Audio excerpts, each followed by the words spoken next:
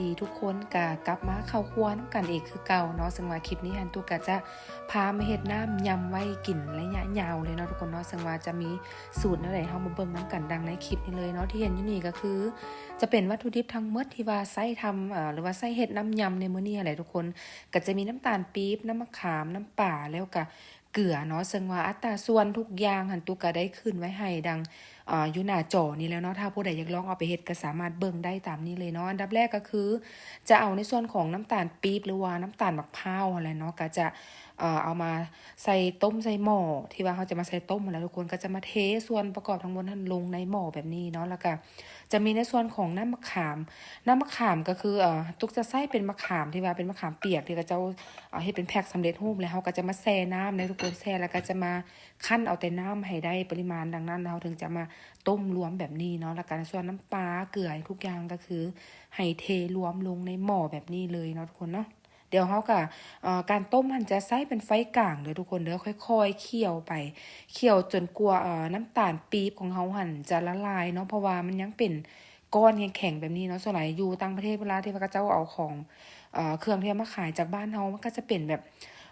อันว่าได้สำเร็จรูปมาแล้วมันก็จะเป็นก้อนอัดแข็งแบบนี้นะทุกคนก็จะหาแบบที่เป็นน้ำตาลเปียกๆเหนียวๆคือบ้านเราบ่ได้เนาะฉะนั้นก็เลยต้องเอามาต้มมาเคี่ยวแบบนี้เนาะเดี๋ยวตุ๊กก็จะค่อยเคี่ยวไปเด้อทุกคนเด้อแนะนำว่าให้ใช้ไฟกลางในการเคี่ยวเนาะ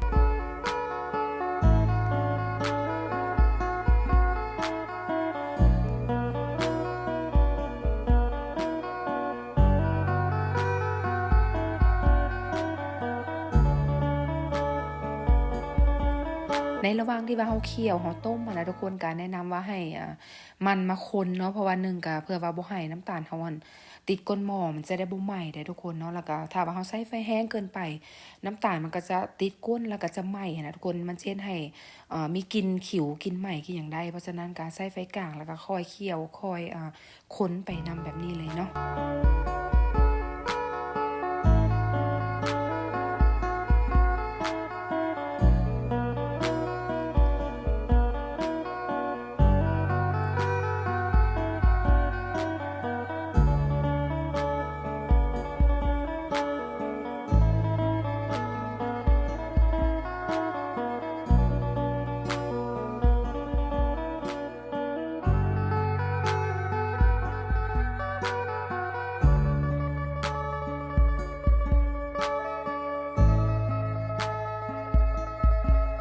ก็จะเห็นเลยเนาะว่าก็จะ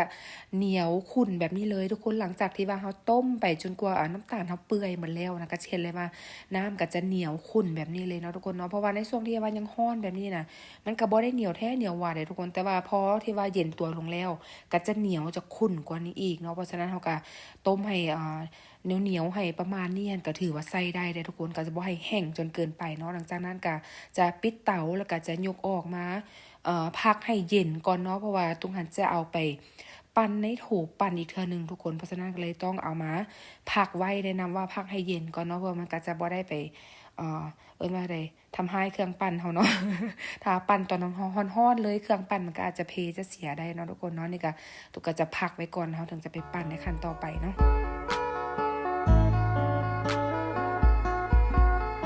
อันนี้ก็คือจะเป็นโถปั่นที่ว่าเราจะมาใส่ปั่นค่ะทุกคนผู้ใดแบบ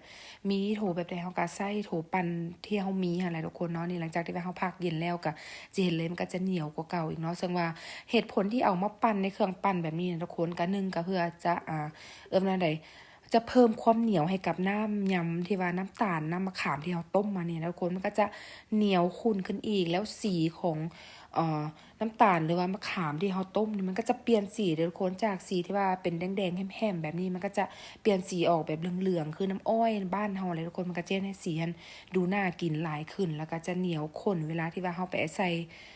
ยำเนาะเห็นว่าจะเป็นยำทะเลยำกุ้งยำอย่างอะไรก็ได้ยำหมูยอยำวุ้นเส้นหรือว่ายำว่าได้หมูบดอย่างหมูว่าหมูบดเนาะบ้านเราเนาะก็ได้คือกันเลยทุกคนสีอย่างที่เห็นเลยก็จะสีเหนียวขุ่นงามสีก็จะเปลี่ยนเป็นสีเหลืองๆงามๆแบบนี้เลยทุกคนนี่ตุ๊กก็จะมาปั่นมาตักให้เบิ่งเนาะการปั่นหั่นทุกคนให้แนะนำว่าสังเกตเบิ่งถ้าสีเปลี่ยนประมาณนี้เหนียวข้นประมาณนี้สีเปลี่ยนมาได้ประมาณนี้ก็ถือว่า ใส่ได้แล้วเนาะนี่เขาก็จะหยุดแล้วก็จะเอามาใส่ในภาชนะหรือว่าใส่กล่องอะไรเพื่อว่าที่ว่าจะเก็บไว้ในตู้เย็นหรือว่าในตู้ฟรีเซอร์หรือว่าตู้แช่แข็งอะไรทุกคนมันก็จะเก็บได้โดนน้อยตู้ก็จะมาเทใส่ภาชนะแบบนี้เลย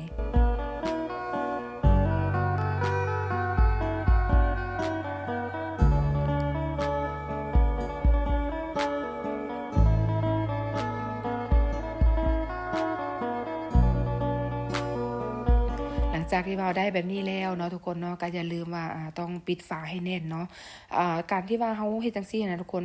ถ้าว่าเก็บไว้ในตู้เย็นปกติก็จะเก็บได้เป็นเดือนๆเลยได้ทุกคนแต่ถ้าว่าเฮาอยากเก็บได้ดนกว่านั้นแนะนำให้เอาใส่ตู้ฟรีเซอร์หรือว่าตู้แช่แข็งทุกคนจะเก็บได้นานกว่า1เดือนเลยเดือน2เดือน3เดือนนี่ออกมากินได้สบายเวลาที่ว่าเฮาจะไม่เฮ็ดยำว่าจะเป็นยำทะเลยำอย่างก็ตามที่ว่าเฮาสะดวกอยากเฮ็ดกินนะทุกคนก็สามารถเอาออกมาเฮ็ดได้ทำห้องว่าสียังเหนียวยังขุ่นแบบนี้สีก็บ่เปลี่ยนเลยได้ทุกคนสำหรับสูตรนี้เนาะและจังใดเดี๋ยวเฮามาเจอกันใหม่ในคลิปต่อไปเนาะ